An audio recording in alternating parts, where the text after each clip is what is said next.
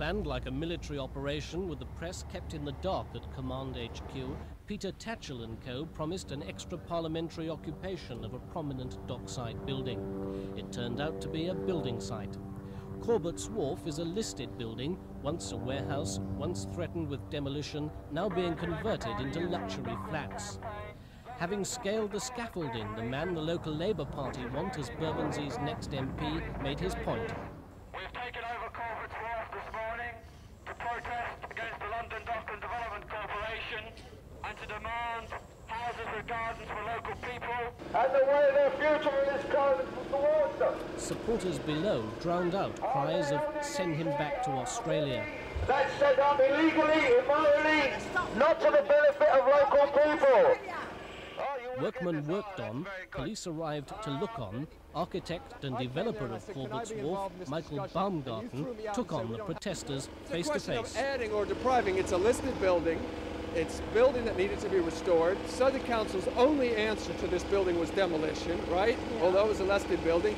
They didn't have the money to save the building, so basically 7 crummy flats have been put in, paid for by the rich, upper-class twits and all the rest to stay here.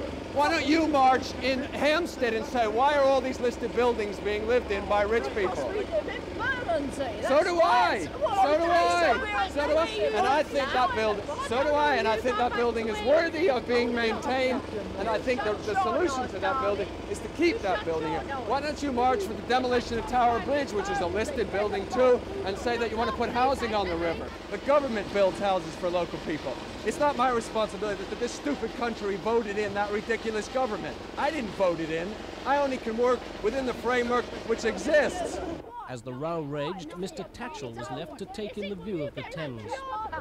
You get back to your part of Bermondsey. You get back to your part. I live here. Does this bother you? Does it bother you? No, she lives here and it doesn't bother her that we're restoring 7 crummy little flats. The whole bloody community's up in arms about the restoration of a building that big and that high. Give us a break. The argument adjourned, the protest over, the Anti-Docklands Development Corporation lobby retired to plan their next move. David Bellin in Bermondsey for Thames News.